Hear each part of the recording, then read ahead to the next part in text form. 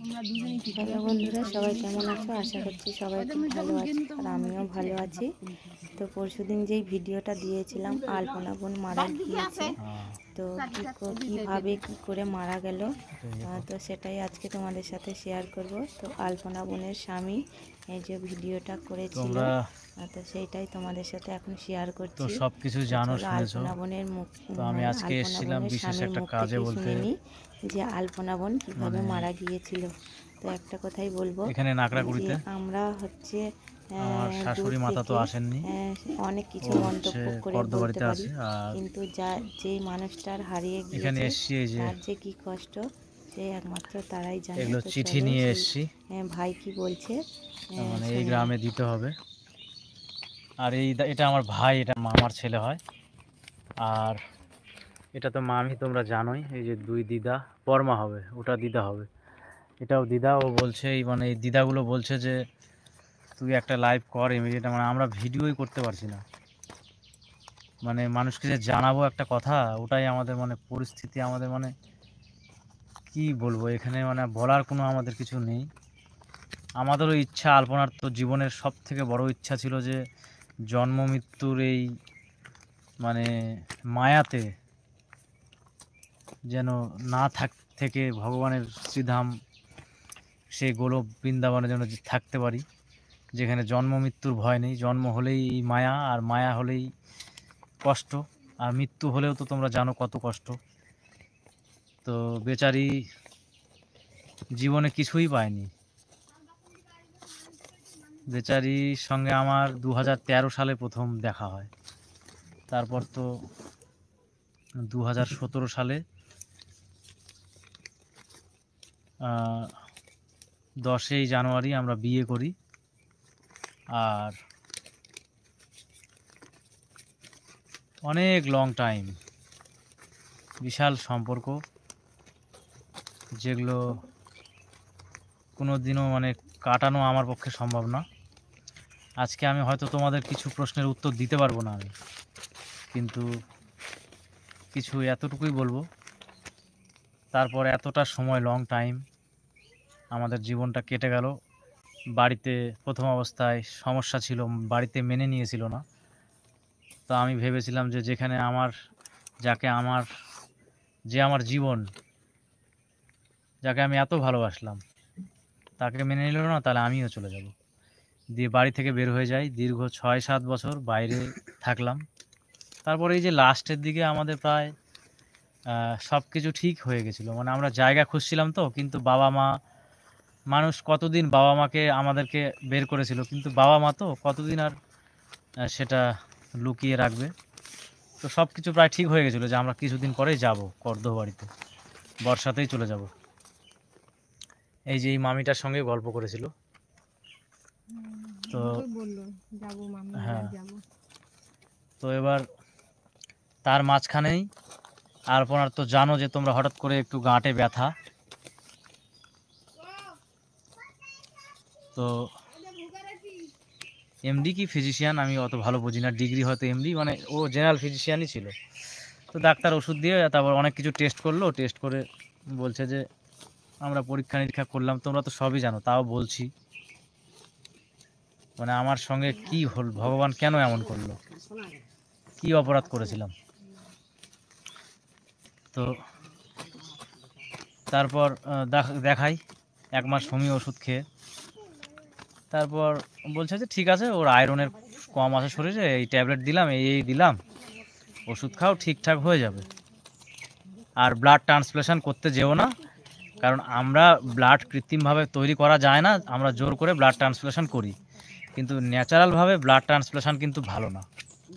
মানে একটা অন্য কারো রক্ত তুমি নিচ্ছ তোমার শরীরে জোর করে, হয়তো বেশিরভাগ ক্ষেত্রে সাকসেসফুল হয়ে যায়, কিন্তু অনেক রকম প্রবলেম ধরা পড়ে পরবর্তীতে, মানে প্রাণহানিও হতে পারে, যতই তোমার গ্রুপ একই থাকুক। আর এমন কিছু তোমার লাইফের রক্ত একদম যে এখনই নিতে হবে, কিছুদিন দেখা যাবে। তো তখন আমরা ভাবছি ঠিক আছে। আর আলপনা একটু ওগুলো মানে একটু ভয় করবে যে এই আমি নিব না, তারপর ওই যে হ্যান ত্যান এরকম। তো চেষ্টা করি ওষুধ খেয়ে। তো তারপর ওখানে 1 মাস ওষুধ খেয়ে ওর ব্লাডের লেভেলটা কমে যায়। তখন তো আমাদের চিন্তায় পড়ে গেছিলাম, মানে ব্লাডের লেভেল কমে গিয়ে যে ও একদম মানে এই যে বিছানায় শয্যাগত হয়ে যাচ্ছে ওরকম না, ভালোই আছে কিন্তু লেভেল কম। আমরা ওকে গঙ্গারামপুর হসপিটালে গিয়ে, ওর তো ও নেগেটিভ ব্লাড ছিল, ওর শরীরে যেটা ব্লাড সেটা ও নেগেটিভ, কিন্তু সব জায়গায় পরীক্ষা করে আসছে এবি পজিটিভ, তোমাদের তো বলেছি। তারপর এবি পজিটিভ ডোনার নিয়ে হসপিটালে যাই, হসপিটালে দেওয়া হয়। তারপর হসপিটাল থেকে তো সঙ্গে সঙ্গে ব্লাড দেওয়া হয় না, বলে যে 10টার সময়, রাত্রি 10টার সময় আসবা। রাত্রি 10টার সময় ব্লাড নিতে গিয়ে বলছে যে তোমার ওয়াইফের ওর এবি পজিটিভ না, তুমি যেটা বলেছিলে ও নেগেটিভ, ও নেগেটিভই, কারণ এটা ব্লাড ওর শরীরে মানে লোহিত রেড রেড ব্লাড সেল কমে যাচ্ছে আর ডাব্লিউবিসি বেড়ে যাচ্ছে, যার জন্যে বা রক্তটা একটু ভাঙছে, কি কারণে জানি না, বা রক্ত কম, ও এই সব কিছু বলেনি যে রক্ত কম। তো সেটা সহজে আইডেন্টিফাই হবে না, অনেক রকম পরীক্ষা করে ও নেগেটিভই বের হয়েছে। তারপরে বললো যে তুমি ও নেগেটিভ ডোনার নিয়ে আসো। এবার আমি ও নেগেটিভ ডোনার গত 4 বছর আগে যে ছিল তাকে আবার ডাকলাম, আরও 3জন বন্ধু ছিল আমার, 3জন না, আমি ও নেগেটিভ আমার অনেক, মানে আমার যেহেতু ও নেগেটিভ রেয়ার ব্লাড, এবার আমার সবার সঙ্গে কিন্তু আগে থেকেই কানেকশান আছে, যা কোনো দিনও যদি লাগে। তো আলপনার তো এই মানে 28 বছরের মধ্যে কোনো দিনও ব্লাড দিতে হয়নি, শুধু 1 প্যাকেট ব্লাড, কারণ সেরকম তো ওর কোনো প্রবলেমই ছিল না। আর এর আগে যেটা ব্লাড দেওয়া হয়েছিল সেটা ওর একটা অপারেশান হয়েছিল সেই জন্য। আর গেল, তারপর তো নেগেটিভ ব্লাডটা হসপিটাল দিয়ে দিলাম, দিয়ে পরপর 3 দিনে 3টে ব্লাড আমরা একটা নার্সিংহোমে দিয়ে দিলাম, দিয়ে ওর হিমোগ্লোবিন প্রায় 8.5-এর মতো হয়ে গেল, 8.5 9 এরকম। তারপর ও তো একদম মানে একদমই সুস্থ, মানে শরীরে লাল, এই যে ঠোঁট মুখ এগুলো সব লাল হয়ে গেল। আমরা তো একদম খুশি হয়ে গেলাম। ঠিক আছে, ডাক্তারও বললো যে এখন আর চিন্তা করতে হবে না, এখন আমি ওষুধ দিচ্ছি, এই ওষুধগুলো ঠিকঠাক খাওয়াও, তাহলে মোটামুটি ওর রক্তটা আরও হয়ে যাবে, মোটামুটি 10-11 চলে যাবে। তো আমরা টিকিট কেটেছিলাম কলকাতায় যাওয়ার, তো যেই ডাক্তারটা দেখাবো ভালো, তো সেই ডাক্তারটা বললো যে আমি 2 দিন পরে আসছি, তো তোমরা আসবে। আমরা তাহলে, আলপনা বলছে আমি যাব না। আমি বলছি চলো তাহলে ওখানে গিয়ে অন্য কোনো ডাক্তার, তো ও যাবেই না। তো ওখানে থেকে গেলাম 2-3 দিন, থেকে তো জ্বর ছিল, তো আমরা টিকিট সেদিনই কেটে নিয়েছিলাম, তো ওই জ্বর অবস্থায় ওকে নিয়ে চলে গেছি। তো কলকাতায় নিয়ে গিয়ে প্রথমে কলকাতার আগেই নদিয়াতে একটা হসপিটালে ভর্তি করেছিলাম, নামটা আমার মনে নেই, জওহরলাল নেহেরু কিছু একটা হবে, JNB কি এস এরকম, JNS নাকি এরকমই হবে। তো হ্যাঁ, ওখানে ভর্তি করে, তো ওখানে ওদের কাছে ব্লাড নেই, ওখান থেকে সোজা নিয়ে চলে যায় অ্যাপেলোতে। এবার কলকাতায় যে সব থেকে বড় হসপিটাল অ্যাপেলো, সেটাও আমরা জানতাম না। তারপর ওখানে সব থেকে বড় হসপিটালে নিয়ে গেলাম, তারপর তো নিয়ে যাওয়ার পর তো যা অবস্থা হলো এই তো। আর আমার মানে কি বলবো, ওর সঙ্গে আমি যবে থেকে কানেক্টেড হয়েছি সেদিন থেকে লাইফটা আমার মানে হাসি খুশিতে, জীবনে খুব আনন্দে ছিলাম। মানে শোনা যায় না যে অনেক IAS, অনেক IPS যারা অনেক বড় বড় চাকরি করেও, অনেক বড় বড় আমাদের একটা আমাদের থানার একটা মানে কি বলবো দারোগা ছিল, কি টেনশানে সুইসাইড করেছিল গত 1-2 বছর আগে। তো মানুষ বড় বড় চাকরি করে, বড় বড় নাম দাম করে, টাকা জীবনের সব থেকে বড় জিনিস ছিল না আমাদের কাছে, তো তারাও সুইসাইড করেছে জীবনে। কিন্তু আমি একটা সামান্য সিভিকের চাকরি করতাম, তখন আমি 2800 টাকা বেতন পেতাম, ওই টাকা দিয়ে আমরা সংসারে চলেছি। তো আমরা এত হ্যাপি ছিলাম জীবনে, যে জীবনে কোনো দিন মানে এত বড় যে একটা কষ্ট পাবো সেটা মানে কোনো দিন কল্পনাও করিনি আমি। মানে কি বলবো,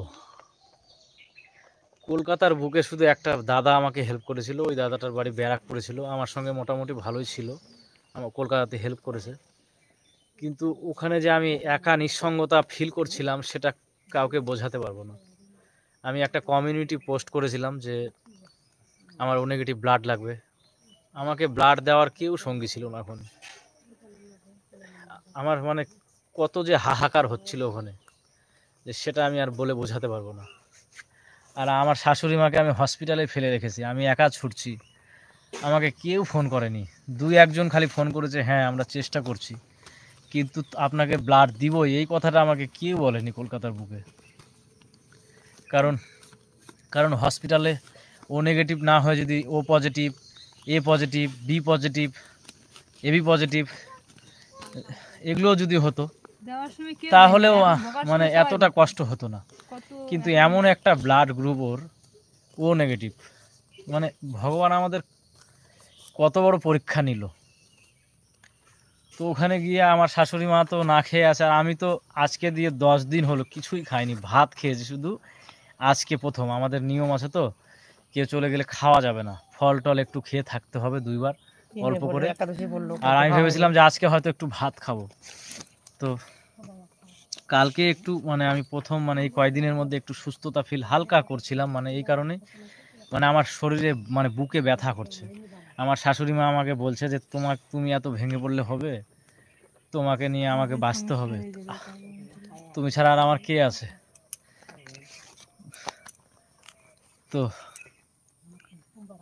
বেচারি ভিডিও হয়েছে, ব্লগ ভিডিও বাদ দিয়ে যেগুলো হাসির ভিডিও, সেগুলো ভিডিওর সমস্ত স্ক্রিপ্ট আলপনা 3টা-4টা করে ভিডিও দিনে আমরা দিতাম, সমস্ত স্ক্রিপ্ট আলপনা তৈরি করতো। আর বাদ বাকি কাজ যেগুলো ছিল সেগুলো আমি করতাম। চ্যানেলটা মেনটেন করা, কোনো গাইডলাইন স্ট্রাইক এলে বা কোনো ভায়োলেশন এলে বা কোনো কিছু প্রবলেম এলে বা চ্যানেলে হয়তো রিচ কম থাকলে বা অনেক কিছু প্রবলেম থাকে, যেগুলো আরও কিছু ল্যাপটপের কাজ থাকে যেগুলো মোবাইলে হয় না, তো সেগুলো আমি মেনটেন করতাম। তো বেচারি আমরা ওই জন্য মানে সেটাও বড় ব্যাপার না, আমরা হয়তো কাউকে পেয়ে যাব যে স্ক্রিপ্ট তৈরি করার জন্য হাসির, কিন্তু আমাদের মধ্যে থেকে ওই যে আমার শাশুড়ি মায়ের যা সেই অভিনয়টা যেটা করতো সেটা হয়তো আর কোনো দিন আসবে না। আমরা যে হাসিটা হাসতাম সেটা হয়তো কোনো দিন পাবো না। আমার শাশুড়ি মা আমাকে বলছে যে তুমি একটা কৃষ্ণ ভক্ত বউ নিয়ে আসো, আমি এখনই চাই, আমি থাকতে পারছি না, আমাকে বলেছে। মানে মানুষের মানে কি বলবো, যাই হোক আমার শাশুড়ি মা বলেছে, আমি কিছু মনে করিনি এটাতে। কৃষ্ণ ভক্ত মেয়ে একটা নিয়ে আসলে তাহলে ভালো লাগবে বলছে, কিন্তু আমার পক্ষে ওটা সম্ভব না। আমি বলেছি আমার শাশুড়ি মাকে যে আমি আপনাকে দেখবো, সারা জীবন দেখবো, আপনার নিয়ে কোনো প্রবলেম হবে না, সারাটা জীবন আমার বুক দিয়ে আগলে রাখবো। আলপনা যখন ভালো ছিল তখন বলতো কি যে আমি আমার বাবা জীবনে সুখ পাইনি, আমিও মনে হয় পাবো না রে, যখন সুখের সময় আসবে তখন মনে হয় আমিও মরে যাব, তখন আমার মায়ের দেখো ভোগা, আমার মায়ের দেখো। কিন্তু আজকে যে কথাগুলো সত্য হয়ে যাচ্ছে, মানে মানে সেটা আর আমি কল্পনা করতে পারবো না। তো বেচারি যে কোথায় আছে জানি না। আর আরেকটা একটা আশ্চর্য জিনিস হয়েছে, আমি সেটা বলতে পারবো না, মানে ও চলে যাওয়ার পর থেকে ওটা বললে মানুষ বলবে যে ওরে বাবা আরও বেশি বেশি কথা, ওই যে ইয়ের ব্যাপারটা, মালা টালা বলবো না, থাক, মানুষ ফালতু বলবে, কিন্তু সত্যি যেটা সেটাই হয়েছে। তো আমরা না খেয়েছিলাম কয়েকদিন থেকে, ওটা তো আমাদের মধ্যে করতেই হবে, এই নিয়মটা ওর জন্য তো করবো আমি। আর আমাদের হচ্ছে অনুষ্ঠান বলতে বলে দিচ্ছি, আমাদের হচ্ছে 25 তারিখে আছে, 25 তারিখে হবে হচ্ছে ক্ষৌরকর্ম, আর আদ্য শ্রাদ্ধ ও পারলৌকিক ক্রিয়া হবে 22শে শ্রাবণ, মানে 26শে জুলাই, ওটা হচ্ছে শুক্রবার। আর আর আর মহাপ্রভুর ভোগ হবে 14ই শ্রাবণ, মানে 30শে জুলাই আমাদের বাড়িতে, ওখানে মঙ্গলবার। হ্যাঁ, এই তো হচ্ছে ব্যাপার। তো কার্ড ছাপানোর জন্য এই যে দিতে এসেছি। তো এখনও আমার মনে হচ্ছে না, তোমাদের মনে হচ্ছে না, ভাবো যে তোমরা মনে করছো যে আলপনা এখনও কোথাও না কোথাও আছো, এরকম হতেই পারে না। তো তাহলে আমরা কিভাবে আমার শাশুড়ি মাকে আমি নিয়ে আসি, আমি নিজে আছি, মানে মাথা। শুধু আমার ক্ষেত্রে এটা হলো না, আমি দেখলাম তো আরও অনেক কয়টা ইউটিউবার ছিল যারা জীবনের চরম শিখরে এসে জীবনে কেবল একটু মানে একটু হাসি হাসবে, বাড়ি ঘর বিষয় আশায় ওগুলো তো কিছুই হয়নি। আমরা জাস্ট একটা জায়গা খুঁজছিলাম যে 50-60 হাজার টাকা শতক, 6-7 শতক 8 শতক মতো যদি জায়গা বা 10 শতকও যদি পাই তাহলে নিতে পারবো, তার বেশি যদি হয় আমরা 1 লাখ টাকা শতক হলে মানে 5-6 শতকের বেশি নিতে পারবো না, তাহলে আমরা কত টাকা রোজগার করেছি ভাবো। তো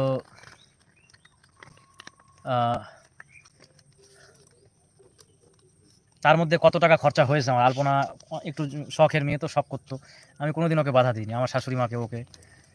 আমি অত জামা কাপড় পরতাম না, এই সেই ও পরে কী হয়, ছেলে মানুষ তো যে কোনো একটা জামা কাপড় পরলেই হয়ে যায়। তো ফাইনালি ওকে আমরা হারিয়ে ফেললাম। আর আমাদেরকে নিয়ে দুটা পয়সা হয়তো পাবে, আমি জানি না, ওই সমস্ত ভিউ করে হয়তো $100-150 পাবে, 10-15 হাজার টাকা রোজগার করবে, কিন্তু মিথ্যা প্রচার করে কি যে লাভ হবে জানি না। আর এটাও আমি বলছি, ওরা মিথ্যা, আমি আইনত আশ্রয় তো নিবই, সে আইন মানে সেটা অ্যাকশান নেবে কিনা আমি জানি না। আমি অলরেডি আমাদের থানার অফিসারের সঙ্গে কথা বলেছি, এসআইয়ের সঙ্গে, আমার বাড়ির পাশে আমার বড় উকিল আছে মামা, তার সঙ্গে কথা বলেছি, আর আরও সব অনেক জায়গায় যোগাযোগ করেছি, সাইবার ক্রাইম থেকে শুরু করে। ওরা আমার পিটিশান চাচ্ছে, একদম কড়া পিটিশান চাচ্ছে। আর যারা এই সমস্ত অপপ্রচার করেছে তাদের কি এভিডেন্সের ভিত্তিতে ওরা বলেছে আমি জানি না। আমরা নাকি ব্লাড ট্রান্সফিউশন ভুল করেছি, ওর এই গলব্লাডার স্টোন পাথর বের করে দিলে ও বেঁচে যেত, ও বের করে দিলে মরে যেত, মনে হয় এরকম একটা ব্যাপার। তো আমরা বুঝতেই পারিনি, আলপনা নিজেও বুঝতে পারিনি যে ওর শরীরে 8.5-9 হিমোগ্লোবিন থাকা সত্ত্বেও আলপনাতে কলকাতাতে গিয়ে ওকে চলে যেতে হলো। যাই হোক, ডাক্তারবাবুকে অপ্রাণ চেষ্টা করেছে, 16-17টা ডাক্তার, অনেক মানে নার্স, অনেক আরও সারা রাত্রি চেষ্টা করেছে, করে পারেনি, ব্যর্থ হয়েছে। যখন রাত্রি 5টার সময় ফোন আসে, তখন আমি ছিলাম আমার শাশুড়ি মার পাশে। ফোন এলো, ব্রহ্ম মুহূর্তে মারা গিয়েছে, ও চলে গেছে আমাদের ছেড়ে, ও পেয়ে গেছে, আপনারা আশীর্বাদ করুন, ওর জন্য পেয়ে যায়, ওর জন্য ওই স্বপ্নটা পূরণ হয়, যেন ওর জন্য গোলক সেই কৃষ্ণের কাছে যেন থাকে, সে কৃষ্ণ যেখানেই থাকুক। ও বলতো যে আমার কাছে গোলক বৃন্দাবন, আর আমি স্বর্গ চাই না, এটা আমাকে বলতো সবসময়, স্বর্গে যেতে চাই না। ও বলতো যে গোলক বৃন্দাবন বা কৃষ্ণ যেখানে যে থাকে সেখানে যেন আমি, কৃষ্ণ যদি মর্ততে থাকে তাহলে সেখানে যাই, কৃষ্ণের যেন মানে কৃষ্ণ যেখানেই থাকুক সেখানে যেন আমি থাকতে পারি, এটা বলতো। এটাই আর কি চাইতো। আর এরকম বলতো। আর বাড়িতে আমাদের ভাগবত ছিল, আমরা মায়াপুর থেকে নিয়েছিলাম 6,500 টাকা দিয়ে, পুরো সেট, গীতার সেট, চৈতন্য চরিতামৃতের সেট, ওগুলো পড়তো তো, আর খুব ভালো লাগতো। মানে ভাগবত দারুণ জিনিস, তোমরা পড়লে মানে কি বলবো, তোমাদের নেশা হয়ে যাবে, এরকম একটা জিনিস ছিল ভাগবত। আর গীতা যে কতবার শেষ করেছে তা মানে বলা যাবে না। তবুও বলতো যে মৃত্যুটা কোনো ব্যাপার না, একটা শরীরের না, এই যে আমাদের বলতো যে আমাদের শরীরের যেমন আমরা জামা কাপড় চেঞ্জ করছি, কারণ ওটার মালিক হচ্ছে আমি, তাই ওটাকে চেঞ্জ করছি, কারণ ওটা আমার এখতিয়ার। তো সেরকম আমাদের মধ্যে যে এই দেহটা, আমাদের যে আত্মা আছে, সে আত্মার এখতিয়ার, আর আমাদের আত্মাটা পরমাত্মার এখতিয়ার, মানে পরমাত্মা যদি মনে করে আত্মাকে নিয়ে নিতে পারে। তো এরকম বলতো। আরও অনেক সে গল্প, যে ধর্মের কথা বললে আরও অনেক কথা হবে। সবসময় আমরা কৃষ্ণ কথা শুনতে পেতাম, ভীষণ আনন্দে ছিলাম, ভীষণ আনন্দে, কি বলবো, মানে কৃষ্ণ ছাড়া আমরা কিছুই বুঝি না। এই যে তোমাদের দেখাচ্ছি, লাইটটা অন করতো,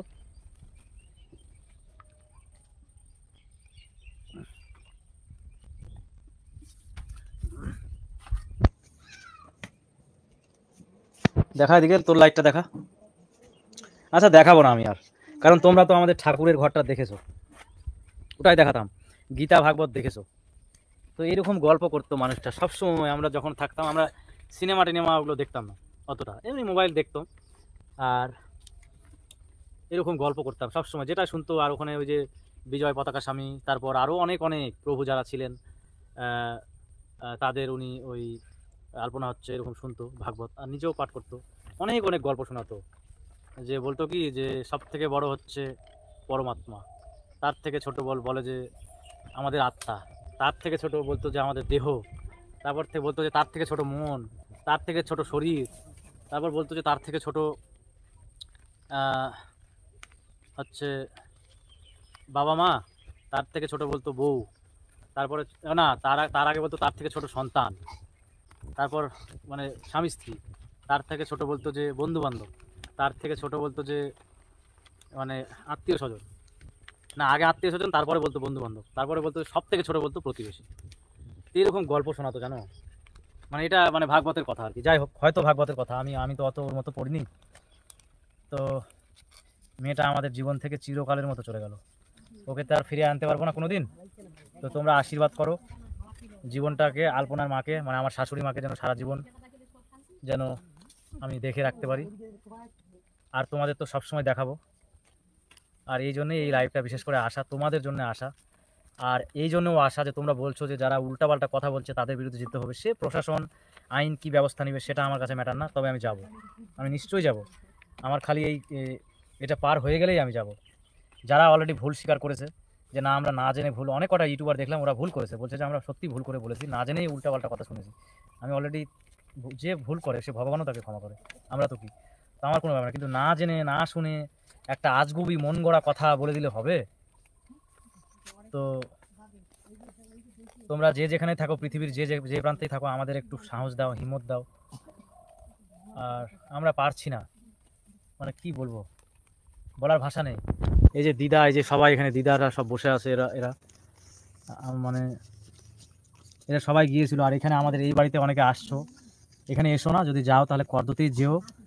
আর কমিউনিটি পোস্ট আমি ডিলিট করেছিলাম, কারণ আমার রক্তের আর দরকার নেই। মানুষ অনেকেই ফোন করে বলছে, দাদা রক্তটা আমার হয়ে যাবে, একটু সময় দিন, এরকম মানে অনেক ফোন আসতে আসে। ওই জন্য আমি কমিউনিটি পোস্টটা ডিলিট করে দিলাম। আর ওখানে ফোন নাম্বার আছে, অনেকেই ফোন করছে। আমাদের মানে মানসিক অবস্থা আরও খারাপ ছিল, তো সেই জন্য ডিলিট করে দিলাম। কী হবে, তো যাই হোক, ওগুলো আমার কাছে কে কী বললো না, কোন ইউটিউবার কী বললো, আমার ওগুলো ম্যাটার, আমার কাছে ওগুলো ম্যাটার করে না। কারণ আমি আমার কাছে সত্য নিয়ে, বিবেক নিয়ে, মনুষ্যত্ব নিয়ে বাঁচবো। আর এরকম ছোট হয়েই বাঁচবো জীবনে। আর যেদিন মারা যায় সেদিন মনে হয় অষ্টমী তিথি ছিল নাকি, আর মনে হয় আর ব্রহ্ম মুহূর্ত ছিল, আর রথযাত্রা ছিল। এটা একটা ভালো জিনিস। তো সেটা তো আমরা, যা হয়েছে হয়েছে। তো আমরা আশীর্বাদ করবা যেন আমরা ওর হয়ে যেগুলো মানে কর্মের যে কাজ ক্রিয়া, সেগুলো যেন সঠিকভাবে করতে পারি। এবং আলপনাকে আমরা যেন সবাই মিলে পরম ধানে মানে ভগবানের কাছে প্রার্থনা করে নিয়ে যেতে পারি, বাস। আর কিচ্ছু চাই না। ও খুশি হলেই সব খুশি। ও এমন বলতো যে আমরা তিনজনই পরম ধামে থাকবো, আমরা সবাই সবার সঙ্গে থাকবো, ভীষণ খুশি, এরকম বলতো। মানে নিজের কথাও কোনোদিনও ভাবতো না, সবসময় যা করতো আমাকে আর ওর হতভাগ্য মাকে এইভাবে বলতো। আমি সব থেকে কাছের ছিলাম তো আলপনার, মানে এই জন্য আমি বুঝতে পারছি না যে কি, আমার এখনও বুঝতে পারছি না যে আমি কি করব। আমার এখনও মনে হচ্ছে যে আমি মানে কি বলবো। তো সেগুলো আর বলি লাভ নয়, আমার তো বলতে চাই না ওগুলো কথা।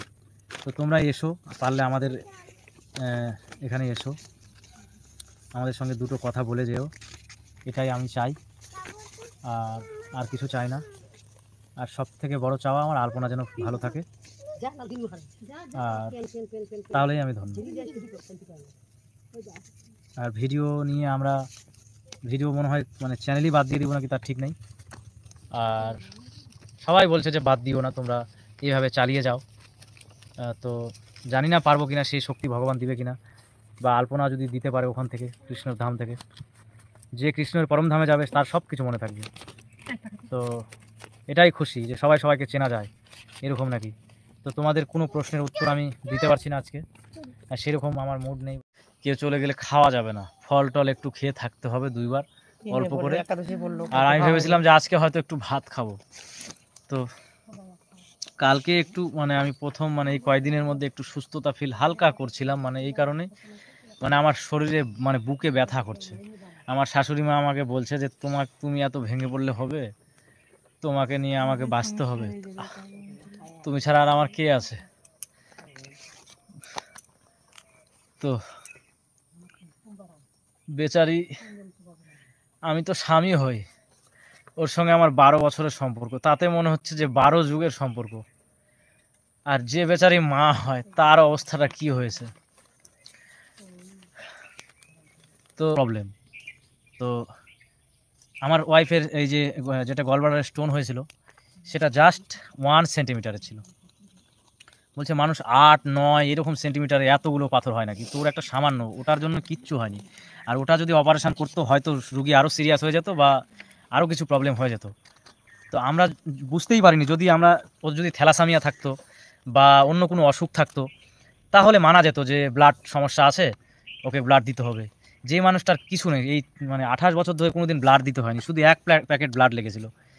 তো কি করে যে আমাদের সঙ্গে, বিশেষ করে আমার সঙ্গে এমন হলো, আমি তো মানতে পারছি না। আমি না কি বলবো তোমাদের, আমি যখন একটু ঘুমাচ্ছি সেই টাইমটা মনে হয় একটু আমি মানে বিভোর হয়ে থাকছি। যখনই ঘুম থেকে উঠছি না, তখন মানে একটা হঠাৎ করে দেখবা ঘুমের মধ্যে এই মনে হয় পড়ে গেলাম একদিকে, তারপর হট করে এরকম হয়ে উঠি। তো আমার এইরকম হচ্ছে কেন আমি জানি না, তখন মানে আলপনা মানে মাথায় চলে আসছে।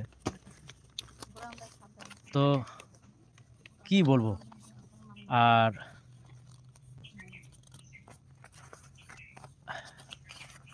মানে আমার বলার আর কিছু ভাষা নেই। তোমরা আমাদের হয়তো আমরা কি বলবো বা কি হয়েছে সে অপেক্ষায় ছিল। আর হসপিটালের আমরা ওখানে একজনকে বাঁচাতে গিয়েছি, এক একজনের কথা শুনলে মাথা খারাপ হয়ে যাচ্ছে। কেন ভিডিও করিনি, ও ওর অপারেশনটা কেন হয়নি, ওর ব্লাড ট্রান্সফ্লেশন আগে এবি পজিটিভ হয়েছে পরে ও নেগেটিভ হয়েছে, না আগে ও নেগেটিভ হয়েছে, আমরা কি বোকা, ডাক্তার কি বোকা যে আগে ও নেগেটিভ ছিল এখন এবি পজিটিভ? কোনো কারণে ওদের ওটা সায়েন্টিফিক ল্যাবে প্রবলেম হচ্ছে রক্তের জন্য, কারণ ওর রক্তে একটা বাত আছে, ওটা শুধু ওরা ধরতে পেরেছে।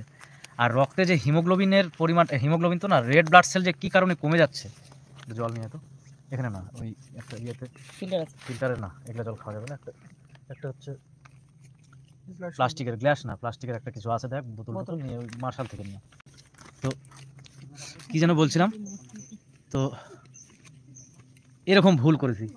একটা রুগীকে যদি ভুল রক্ত দেওয়া হয় 4 বছর আগে, গত 7 দিন আগে, সেই রুগীটা সার্ভাইভ করবে 7 মিনিটও? বলেন তো আপনারা।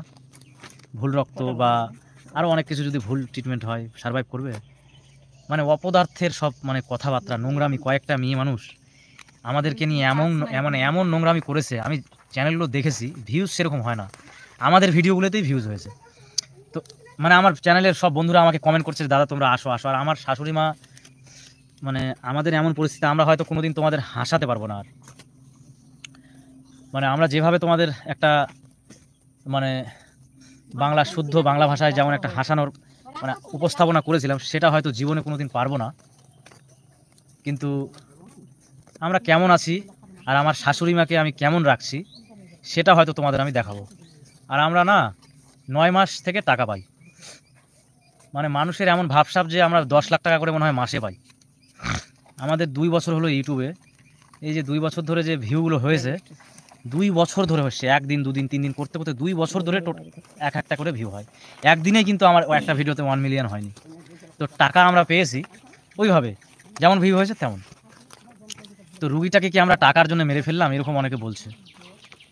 এই যে এখানে আমাদের বাড়ির পাশে আমার এই যে দিদা আছে, দেখো এই যে এটা দিদা, এটা আমার মামি হয়, এই যে দিদা হয়, দেখো এদেরকে বলে দেখো যে আমি কিরকম চেষ্টা করেছি। তোমরা ভেবে দেখো, আমার বাবা মাকে ছেড়ে চলে আসছি, আমি এখনো আমার বাবা মার সামনে বলতে পারবো যে আমার বাবা মার থেকে আমি আলপনাকে বেশি ভালোবাসতাম। কেন?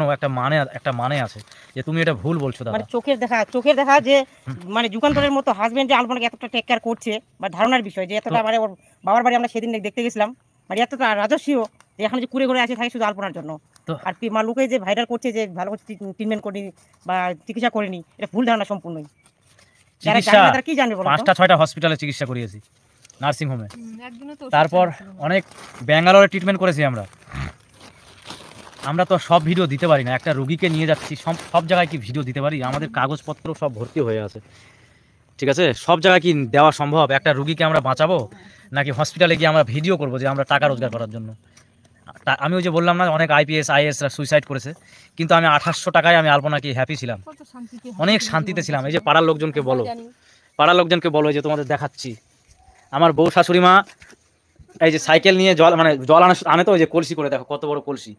আমি এই যে এই 2টা ঢোক, আর এই যে দেখো এখানে বড় 2টা ঢোক আছে, আর এই যে ভাঙা একটা সাইকেল কিনেছিলাম, এই সাইকেলে করে আমি প্রতিদিন 5 বার করে, মানে 5 দুগুণ 10 বালতি করে জল নিয়ে আসতাম, কারণ আমাদের একটু জলটা বেশি খরচা হয়। আলপনা আর আমার শাশুড়ি মা বাড়িতে স্নান করতো, পায়খানার জল, ওইদিকে রান্না বান্না, তারপর বাসন মাজা। মানে একটু থামো, আমি হাঁপিয়ে যাচ্ছি। মানে শরীর দুর্বল, আমাকে ব্যাঙ্গালোরের ডাক্তার বলেছে এই না, মানে কলকাতাতে ডাক্তার, যে ডাক্তার আমাদের দেখেছে তার নাম হচ্ছে ডক্টর দেবমাল্য ভট্টাচার্য। উনি একজন হেমাটোলজিস্ট, দারুণ ভালো ডাক্তার। এখানকার অনেক পেশেন্টরা ওনাকে দেখেন। তো যাই হোক, সেটা বিষয়ে এখন যাচ্ছি না। তো ওই ডাক্তার বলেছিল, যুগান্ত তুমি এখানে চিকিৎসা করে যাও, তোমার তো তুমি বলছো বুকে ব্যথা করছে, তো তুমি অতটা নেগলেক্ট করো না, এসো। আমি বললাম যে আমার পক্ষে ডাক্তারবাবু এখন এগুলো করা সম্ভব নয়, আমি পারবো না, এখন আমি চলে এলাম। তো আমি মাঝখানে 1টা বছর আগে অনেকগুলো সমস্যায় ফেস করছিলাম, অনেকগুলো অসুখ নিয়ে। তো তাও আমার মৃত্যুটা হলো না। আর যে বেচারিটা ছোটোর থেকে 5টা 6টা মানে কাকু, এত বড় অনেক বড় ফ্যামিলি, কিন্তু পরিবারের অর্থ কম, অনেক কষ্ট করে মানুষ হয়েছে, বড় হয়েছে, লেখাপড়া করেছে, ওই দলে যা হয় সেভাবে পড়াশোনা করে নিজের প্রতিভার বলে ও যখন 11-এ পড়ে তখন ওর বাবাকে ওর ভাই মেরে ফেলে। ওখান থেকে একটা লোকের বাড়িতে এসে ওঠে, ওখানে 10 বছর থাকে, 10 বছর না, ওর মা 10 বছর ছিল, কিন্তু ও মোটামুটি 5 বছর ছিল। তারপর তো আমার সঙ্গে বিয়ে হয়। ওখানে এসে অ্যালকামিস্টে রেখেছিল 1,70,000 টাকা, ওই জমি বিক্রি করে 2 বিঘা। কী করবে মেয়ে মানুষ, ওখানে ভয় পাচ্ছে একটা বাড়িতে যদি কেউ মেরে ফেলে, সেই বাড়িতে যদি ছেলে মানুষ না থাকে তাহলে কী পরিস্থিতি হয়। তো হচ্ছে ওখান থেকে মেরে ফেললো, অ্যালকামিস্ট উঠে গেল, আমি তখন সংসারের দায়িত্ব নিলাম। কেবল একটু আমাদের ইনকাম শুরু হয়েছে। আলপনার জামা কাপড় পরার খুব শখ জীবনে, তো এত জামা কাপড় নিয়েছে, মোটামুটি ও মনে হয় কত টাকাতে জামা কাপড় নিয়েছে বলতে পারবো না আমি। হ্যাঁ, অনেকগুলো জামা কাপড় পরেই আছে, বেচারি ওগুলো পরতেই পারলো না। 1 সপ্তাহ আগে বেনারসি নিয়েছে। হ্যাঁ, একটা নিয়েছিল, মানে একটু সুস্থ হলো, ব্লাড ট্লাড দিয়ে 1-2 দিন, সেদিনই মানে কদিন যেন নিল। তো যাই হোক, তো তারপর এখন এইভাবে আমাদের ছেড়ে চলে গেল বেচারি। সত্যি তোমাদের বলবো, আমাদের সম্পর্কটা না এত মধুর ছিল, ওটা আমি বোঝাতে পারবো না। মানে হয়তো তোমাদেরও এরকম সম্পর্ক আছে, আমি হয়তো আমার জন্য বলছি যে হয়তো আমি আমারটা দেখছি তো ওই জন্য ভাবছি যে খুব মধুর। কিন্তু ওর কৃষ্ণ, আমরা যে কৃষ্ণ ভক্ত হয়েছি একমাত্র আলপনার জন্য, কৃষ্ণকে চিনেছি। কিন্তু দীননাথ ও বলতো যে আমি আজকে আছি কালকে নাও থাকতে পারি, ওই জন্য সময় থাকতেই ভজন সাধন, কারণ পলাইতে পথ নাই জম আছে পিছে। তো এগুলো। আর ইসকনের একজন বড় ভক্ত, ইসকনের বিজয় পতাকা স্বামীর ভক্ত ছিলেন মহারাজের, বিশাল বড় ফ্যান ভক্ত, আর বিশাল বড় একজন অনুপ্রাণিত ছিল। তো আমরা ওই লোকটার মুখের কথা দেখে ওই লোকটাকে ভালোবেসে আমরা বাড়িতে মাছ মাংস ডিম পেঁয়াজ রসুন বাদ দিয়ে দিই, সব কিছু বাদ দিয়ে দিই, নিরামিষ খাই। সকালবেলায় ভোগ, মানে সব সময় ভোগ হয়। ভোর 4টার সময় প্রতিদিন উঠতো, একবার স্নান করতো গরম জল করে, আর দিনের বেলা আরেকবার করতো, মানে তখন ওই যে মঙ্গল আরতি করতে হয়। শুধু কৃষ্ণ পাওয়ার জন্য 18 মালা 16 মালা জপ করতো, আরও 3 মালা আরও বেশি করেছিল প্রত্যেকবার। তারপর কৃষ্ণ অষ্টমী, জন্মাষ্টমী, রাধাষ্টমী, একাদশী সব কিছু করা হতো। কিন্তু ও বলতো যে যদি আমরা কেউ মরে যায় আমাদের মধ্যে, তুমি আমি মা যে কেউ, তাহলে ভেবো না যে কৃষ্ণ আমাদের সাজা দিল, কারণ আমাদের আয়ু অতটুকুই ছিল। কৃষ্ণ আমরা গত জন্মে খারাপ করে এসেছি, তার ফলে আমরা এই জন্মে যেইটুক সময় পেয়েছি ওই জন্য সেইটুক সময়ের মধ্যে আমাকে কৃষ্ণ নাম করতে হবে, তাহলে আমি কিছুটা এগিয়ে যাব। আবার পরজন্মে হয়তো কৃষ্ণ যদি ভালো ফল করি তাহলে হয়তো গোলক বৃন্দাবন পেয়ে গেলাম, অত তো পাওয়া সহজ নয়।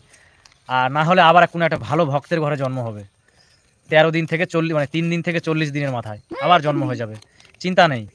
এরকম বলতো যখন ভালো থাকতো, কারণ এই জন্ম মৃত্যুতে না ভালো না, পুনর্জন্মটা ভালো না, কারণ জন্ম হলেই আবার মরতে হবে, আর জন্ম হওয়া মানেই মায়া। এই যে আমরা মায়া কাটাতে পারছি না, আমরা মানে বিমর্ষ হয়ে পড়েছি, কি বলবো। তো আমি এসছি এই জায়গাটা, আবার আমরা এখানে থাকবো আমার শাশুড়ি মাকে নিয়ে কিছুদিন, কারণ এই নাকড়াকুড়িটা না ভেবেছিলাম চলে যাব, কিন্তু নাকড়াকুড়ি থেকে আমরা যত কষ্ট করে হোক যেতে পারছিলাম না। আমাদের কোনো জায়গা কিন্তু আমরা খুঁজে পাইনি, জায়গা কিনবো খুঁজে আমাদের কৃষ্ণ মিলাচ্ছিল না, জানি না এটাই হয়তো কপালে ছিল। তো বেচারির এই স্মৃতিগুলো আমার সবসময় মনে পড়ছে। আর আমি স্বামী হয়তো, মানে আমাকে স্বামী মনে করতো না, ও আমাকে কি বল প্রাণনাথ মনে করতো, যে মানে ওটা আমি আর বলতে পারবো না। সম্পর্কটা না আলাদাই ছিল আমাদের। তো আমাদের ছেড়ে চলে গেল আজকে।